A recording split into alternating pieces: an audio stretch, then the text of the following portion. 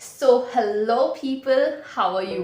Actually आपने कभी notice किया है, कभी तो हम ऑब्जेक्ट कहते हैं, कभी हम ऑब्जेक्ट कहते हैं, कभी रिफ्यूज कहते हैं, कभी रिफ्यूज कहते हैं। तो कौन कौन सी कंडीशंस में हम इसे ऑब्जेक्ट कहेंगे, कौन सी कंडीशन में हम इसे ऑब्जेक्ट कहेंगे, कब रिफ्यूज कहेंगे, कब रिफ्यूज कहेंगे, ये सारी चीज़ें हमें सिलेबल स्ट्रेस से पता लगती हैं। तो सिलेबल स्ट्रेस हमें तब तक समझ नहीं आ सकता जब तक हमें सिलेबल के बारे में नहीं पता होगा। तो if you want to continue this video, अगर आपने ये वीडियो कंटिन्यू करनी है, आपने सिलेबल स्ट्रेस के बारे में जानना है, तो पहले आपको सिलेबल्स के बारे में जानना होगा। अगर आपको सिलेबल्स पता है क्या होते हैं, कैसे कैसे हम उसे काउंट करते हैं, तो ही फ़ायदा ये वीडियो देखने का, अदरवाइज ये समझ नहीं आएगी। So if you have not gone for it, you must go for it first, okay. So अब इस वीडियो में क्या होगा, इस वीडियो में हम आपको बताएंगे कि सिलेबल स्ट्रेस क्या होता है, इसकी प्रोनाउंसिएशन में कैसे ज़रूरत पड़ती है, एंड अगर आपको ये क्लियर हो जाएगा तो आपकी प्रोनाउंसिएशन बहुत हद तक सुधर जाएगी, क्योंकि आपको पता लग जाएगा कि किस चीज़ पे हमने स्ट्रेस देना है, किस चीज़ पे हमने स्ट्रेस नहीं देना है। फॉर एग्जाम्पल, ऑब्जेक्ट में कब हमने ऑब्जेक्ट कह के जेक्ट को थोड़ा स्लो बोलना है, कब हमने ऑब्जेक्ट कह के ऑब को थोड़ा स्लो बोलना है। So without wasting any time, should proceed further.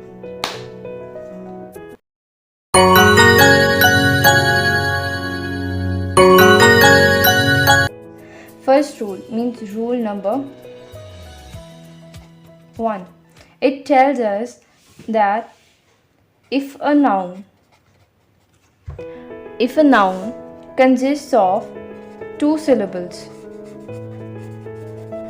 अगर कोई नाउन जिसके 2 syllables हैं, उस केस में हम उसके फर्स्ट सिलेबल के ऊपर क्या करेंगे, स्ट्रेस डालेंगे। अगर किसी नाउन के 2 syllables हैं तो उस केस में हम उसके फर्स्ट सिलेबल के ऊपर स्ट्रेस देंगे। ओके, सो हम इसको एक एग्जाम्पल के साथ समझते हैं।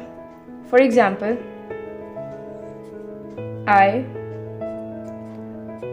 Like to eat pumpkin. I like to eat pumpkin. तो इस केस में हम नाउन देखते हैं कि नाउन कौन सा है। तो इस सेंटेंस में नाउन कौन सा है, ये तो आपने छोटी क्लासेस में पढ़ा हुआ है ना कि नाउन क्या होता है, name of person, place, thing. तो इसको हम नाउन कह देते हैं। तो इसमें ऐसा कुछ है, दिख रहा है भाई, पंपकिन नाउन है ना। तो अब इस बाकी सारी चीज़ों को साइड में हटा के सिर्फ पंपकिन के ऊपर फोकस करते हैं। अब हम क्या करते हैं, पंपकिन को अलग लिख लेते हैं साइड पे।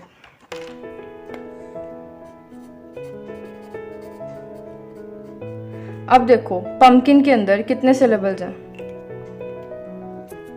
पंपकिन के अंदर कितने सिलेबल्स हैं, मतलब पंपकिन को हम कितने पार्ट्स में डिवाइड कर सकते हैं, 2 पार्ट्स में कर सकते हैं। कौन से पम एंड किन कर सकते हैं ना, पम एंड किन 2 पार्ट्स में हमने डिवाइड कर दिया।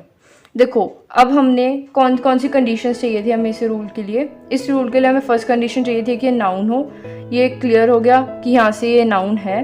सेकंड कंडीशन चाहिए थी इसके 2 syllables हों, ये भी क्लियर है, इसके 2 syllables हैं। तो अगर ये दोनों कंडीशंस पूरी हैं तो थर्ड चीज़ क्या आएगी कि इसके हम फर्स्ट सिलेबल के ऊपर स्ट्रेस करेंगे। अब इसका मीनिंग क्या होता है, इसका मीनिंग है, अब देखो, अब मैं इसको पम्पकिन भी कह सकती हूँ और इसको मैं पम्पकिन भी कह सकती हूँ, पम्पकिन, पम्पकिन। तो अब मैं इसको क्या कहूँगी, पम्पकिन कहूँगी या पम्पकिन कहूँगी। इसे मैं कहूँगी पम्पकिन, पम्पकिन। मैं इसके पम मतलब फर्स्ट सिलेबल के ऊपर स्ट्रेस करूँगी और जो सेकंड सिलेबल है इसके ऊपर मैं स्ट्रेस नहीं करूँगी। तो अब स्ट्रेस देने का मतलब समझ आया। पम्पकिन, किन बहुत स्लो बोल रही हूँ, बहुत कम टाइम के लिए बोल रही हूँ, बट पम बहुत ज़्यादा टाइम के लिए बोल रही हूँ। Pumpkin, pumpkin, pumpkin. Clear? Okay then. Okay, so now next rule आ गया, रूल नंबर 2। अब रूल नंबर 2 क्या कह रहा है हमें, कहते अगर कोई वर्ब, देखो फर्स्ट केस में क्या था, नाउन था, अब यहाँ पे क्या आ गया, वर्ब। कहते अगर कोई वर्ब जिसके 2 सिलेबल्स हों, पहले नाउन के 2 सिलेबल्स थे, अब क्या आ रहे हैं, अब वर्ब के 2 सिलेबल्स आ रहे हैं। कहते अगर किसी वर्ब में 2 सिलेबल्स हैं तो हम उसके सेकंड सिलेबल के ऊपर स्ट्रेस करेंगे। अगर किसी वर्ब के 2 सिलेबल्स हैं तो हम उसके सेकंड सिलेबल के ऊपर स्ट्रेस करेंगे। अब हम इसकी एग्जांपल लेते हैं कोई।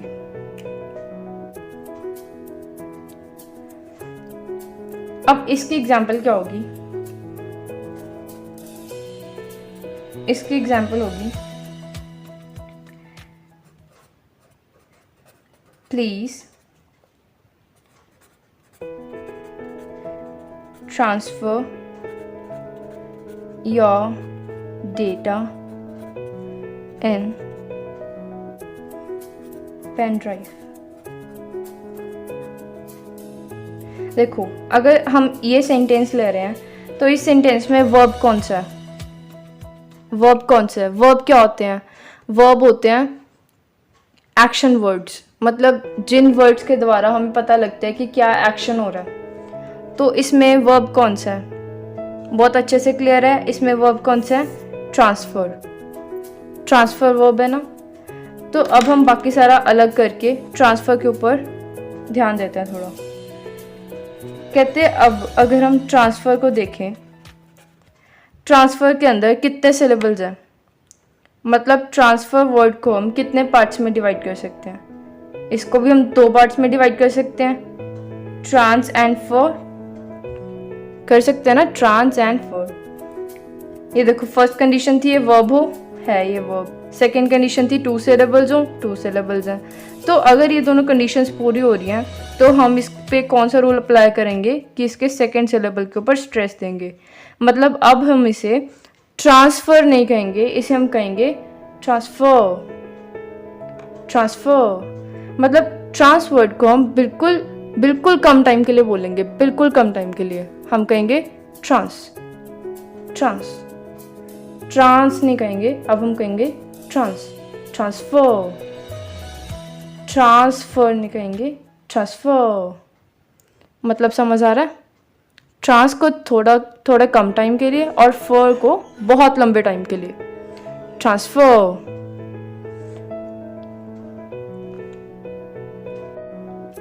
Okay, so now here comes the rule number 3.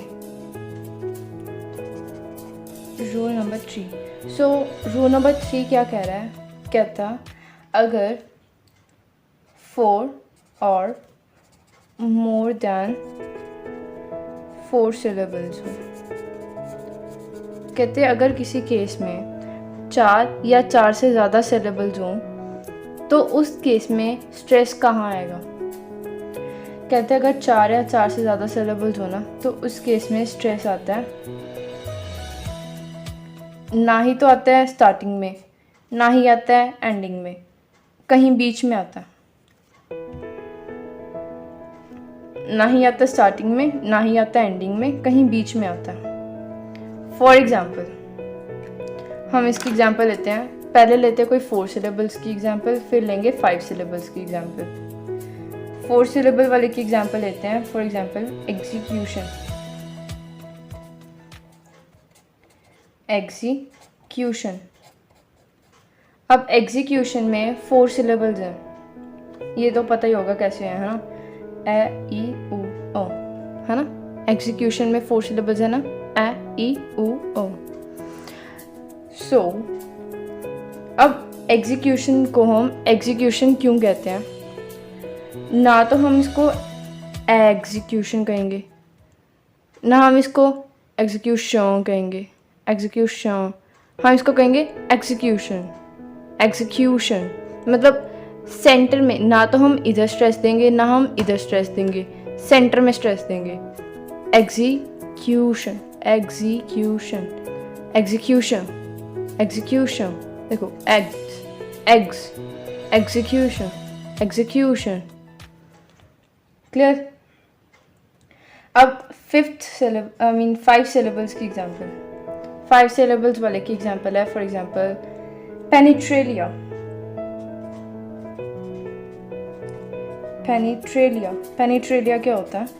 पेनिट्रेलिया वो जगह होती है किसी घर में जो मतलब अंदर से जाके खुफिया सी जगह होती है जहाँ पे हम छुप सकते हैं, तो वो पेनिट्रेलिया। मतलब अगर हम घर में हाइड एंड सीक खेल रहे हैं ना, तो पेनिट्रेलिया में हम अच्छी तरह से छुप सकते हैं। Just joking, okay. तो पेनिट्रेलिया, पेनिट्रेलिया में हम इसे कहेंगे पेनिट्रेलिया, ना तो हम इसे पेनिट्रेलिया कहेंगे, ना हम इसे पेनिट्रेलिया कहेंगे, पेनिट्रेलिया। हम इसे कहेंगे पे-या। इसमें बहुत कम स्ट्रेस देंगे, सेंटर में थोड़ा ज़्यादा स्ट्रेस देंगे। पेनिट्रेलिया, पेनिट्रेलिया, पेनिट्रेलिया, पेनिट्रेलिया, क्लियर? पेनिट्रेलिया, पेनिट्रेलिया। तो देखो ये क्या है, 4 और 5 सिलेबल्स की एग्जाम्पल है जिसमें हम स्टार्टिंग में स्ट्रेस नहीं देंगे, एंडिंग में भी स्ट्रेस नहीं देंगे एंड सेंटर में स्ट्रेस देंगे। Clear clear clear clear, okay okay. So now comes rule number 4। Rule number 4 क्या कह रहा है? रूल नंबर 4 कह रहा है, कहते हैं एडजेक्टिव्स। अब किसकी बात हो रही है? एडजेक्टिव्स की। कहते हैं एडजेक्टिव्स विद 2 सिलेबल्स। कहते हैं अगर किसी एडजेक्टिव में 2 सिलेबल्स हो तो स्ट्रेस किस पे देंगे हम? स्ट्रेस किस पे देंगे? Stress will be on first syllable. Stress will be on first syllable. तो इसकी एग्जांपल लेकर हम, इसकी एग्जांपल क्या आएगी? For example peaceful, peaceful. So peaceful में अगर हम देखें तो पीसफुल क्या एडजेक्टिव है? पीसफुल एडजेक्टिव है, ठीक है, पता लग गया मुझे, तुम्हें क्लियर है। सो पीसफुल में अगर हम देखें तो इसके कितने सिलेबल्स होंगे पीसफुल में? Peace and full, peace and full 2 syllables हैं, पीसफुल, पीसफुल। तो अब पीसफुल में हमने क्या करना है? फर्स्ट सिलेबल के ऊपर स्ट्रेस देना है, मतलब पीसफुल, पीसफुल ऐसे नहीं कहेंगे, पीसफुल। अगर हम सेकंड के ऊपर स्ट्रेस देने लग जाएं फिर क्या होगा? Peaceful, peaceful. लेकिन हमने ऐसे नहीं कहना, हमने फर्स्ट के ऊपर स्ट्रेस देना है, पीसफुल, ओके। मतलब अब आगे वो चीज़ जिसके लिए आप वेट कर रहे थे, ये क्या है कि किसी टाइम पे तो हम इसको ऑब्जेक्ट कहते हैं, किसी टाइम पे हम इसको ऑब्जेक्ट कहते हैं। तो किस टाइम पे हम इसे ऑब्जेक्ट कहेंगे, किस टाइम पे हम इसे ऑब्जेक्ट कहेंगे? ऑब्जेक्ट। तो ये डिपेंड करता है इसकी यूजेज के ऊपर कि ये एज अ नाउन यूज़ कर रहे हैं या फिर एज अ वर्ब यूज़ कर रहे हैं। अगर तो हम एज अ नाउन यूज़ कर रहे हैं, देखो इसके 2 सिलेबल्स हैं ना, कौन कौन से? ऑब एंड जेक्ट। अगर हम इसको एज अ नाउन यूज़ कर रहे हैं तो फर्स्ट रूल के अकॉर्डिंगली हम इसके कौन से सिलेबल के ऊपर स्ट्रेस देंगे? फर्स्ट सिलेबल के ऊपर। अगर हम इसको वर्ब की तरह यूज़ कर रहे हैं तो हम इसके सेकंड सिलेबल के ऊपर स्ट्रेस देंगे। तो अगर object word as a noun use हो रहा है किसी सेंटेंस में तो हम उसे ऑब्जेक्ट कहेंगे, अगर ये एज अ वर्ब यूज़ हो रहा है तो हम इसे ऑब्जेक्ट कहेंगे। Clear? Same is in case of increase. अब इंक्रीज अगर एज अ नाउन यूज़ हो रहा है तो हम इसे कहेंगे इंक्रीज, इंक्रीज। अगर एज अ वर्ब यूज़ हो रहा है तो हम इसे कहेंगे इंक्रीज, इंक्रीज। ऐसे ही रिपीट में अगर नाउन की तरह यूज़ हो रहा है तो repeat, repeat.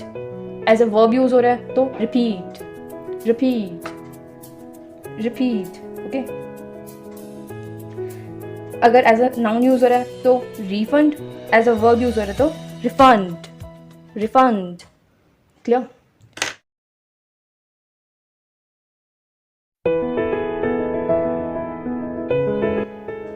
So this was all about the video, and अगर आपको सच में पसंद आए then do like, share, comment and don't forget to subscribe my channel and press that bell icon also. Okay then, till then take care and bye bye.